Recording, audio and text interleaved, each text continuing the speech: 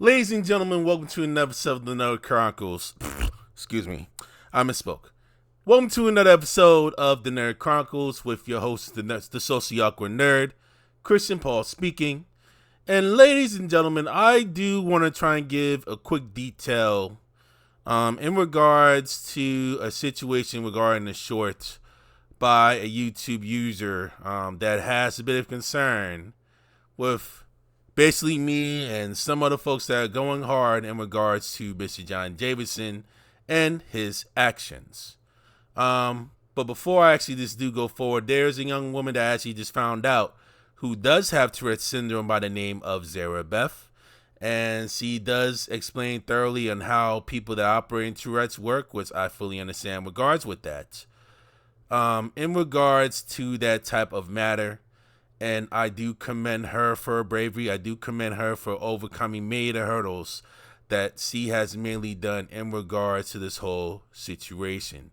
However, she does have one issue that she did have wrong when it comes to handling situations, when it comes to controversy like this. And it always comes back down to definite respect and understanding must go both ways in order to have a very thorough, strong relationship between one another. Let's go watch a quick TikTok video on what she has said. Okay, by now, all of us have seen the BAFTA speech where John Davison, a man with Tourette's, had a slur as a tick. And before you say anything, before you comment anything, please listen because we need to talk about it. Tourette's is a disability. It is an involuntary condition. It causes involuntary tics, and it's something we can't control. Tourette's is caused by misfirings in the brain. It is a neurological condition, and it's something that's subconscious. It's not something that we're actively thinking. It's caused by the subconscious part of the brain. The basal ganglia, a part of the brain, misfires, and this causes tics that can be motor, vocal, words, and in 10 to 15% of people with Tourette's, they have something called coprolalia, which is the swearing.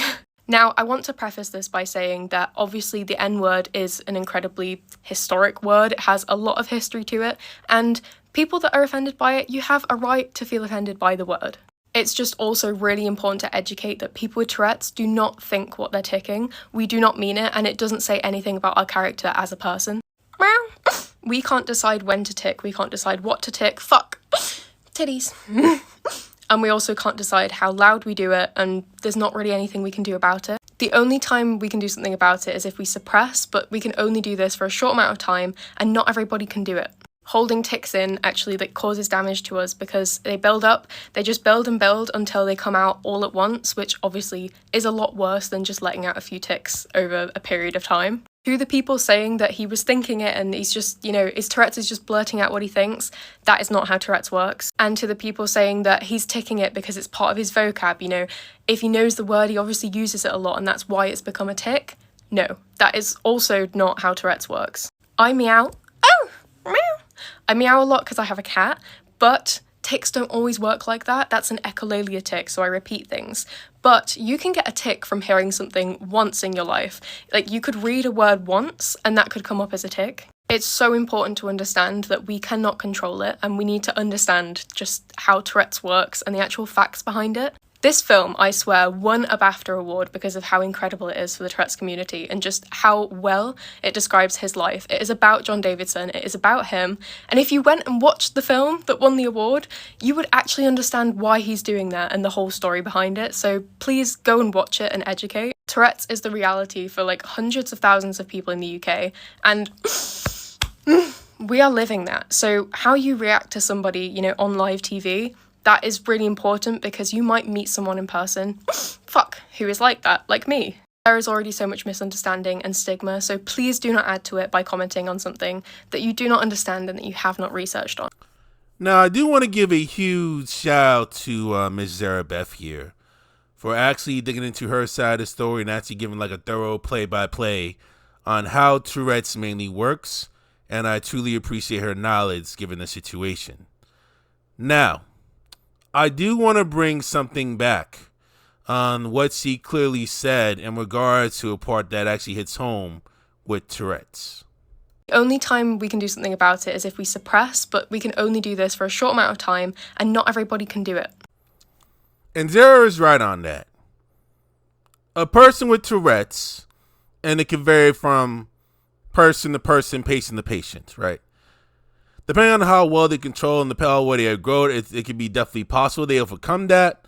But for other people with Tourette's, it could be like a very, very hard time literally just suppressing the tics, or actually just not even suppressing it at all. And it literally goes buck wild and literally out of control. That's something that's literally out of control on that end, which I fully understand. However, what she got wrong is, even though you have some limitations given on your motor skills, that does not mean you cannot learn what the other person is going through and why they're frustrated that they are, given they're insulting, and how deep that type of discrimination really is. Now, in regards with John Davison's situation, the whole N-word stuff, that's blatant, outright open racism. But it's not, racism is not just all the way out in the open. It is also covert, it is also narcissistic, it is also manipulative as well.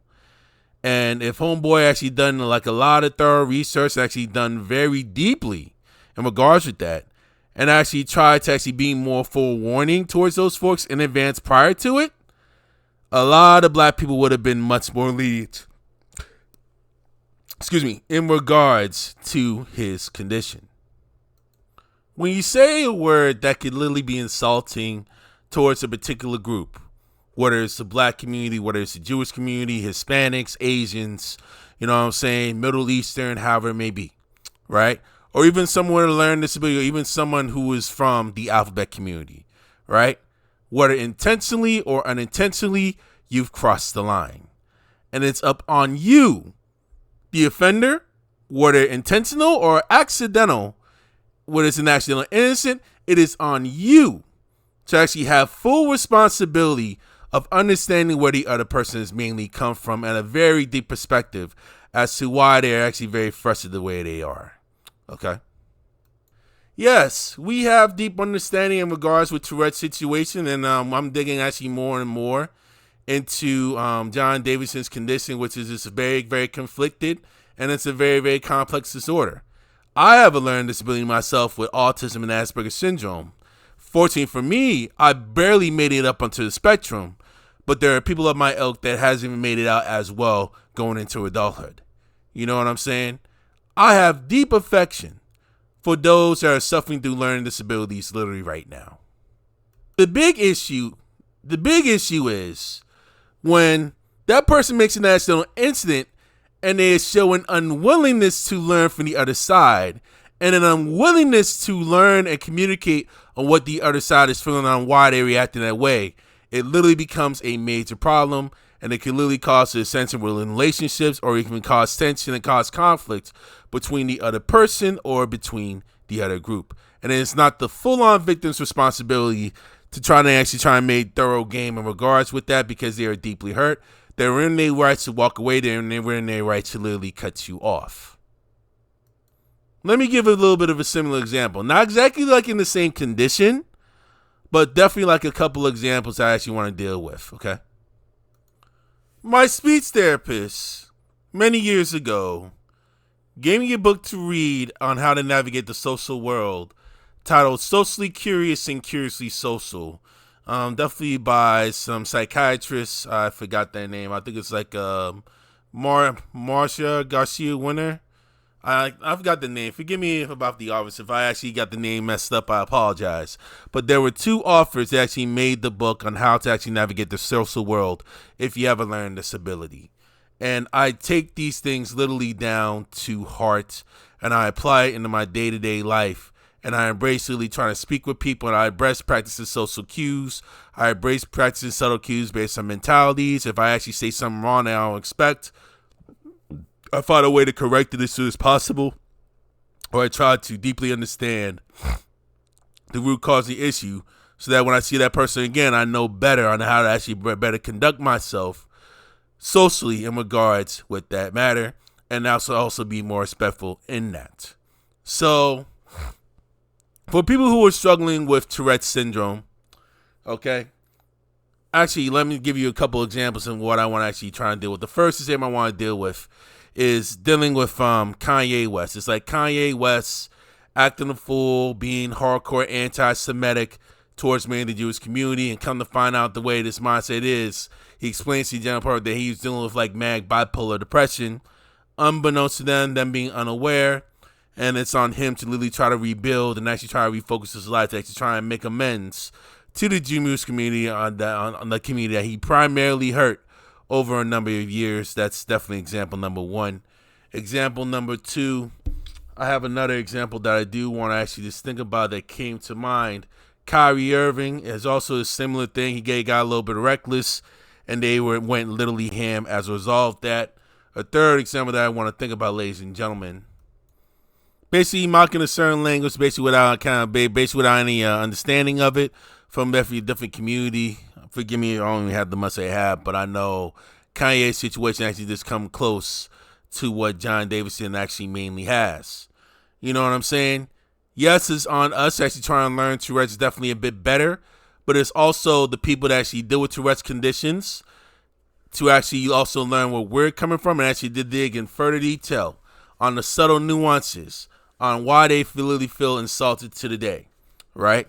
And what I would say to any Tourette's person that's actually watching this video now is to do your due diligence, okay, on all the racial stuff that's been happening, not just overt, but also covert as well. Just dig real deep as to why a lot of black folks are very upset and why a lot of black folks are very unforgiving. And if you have those types of issues that still act out, you have to do with self-reflection within yourself. You have to check the people around you that actually share that type of wicked anti-black racist culture around you and check them literally down to the core. And also, if these things still continue, let the black person that you know or black people know that you're with, okay? Let them know that you're with, that you still have that issue with in advance. Explain to them sincerely and deeply that you thoroughly understand about the situation and you're appalled and you're disappointed and you're disgusted on how they treated you very deeply. You know what I'm saying? In the case that word happens again, I'm trying to give you forewarnings.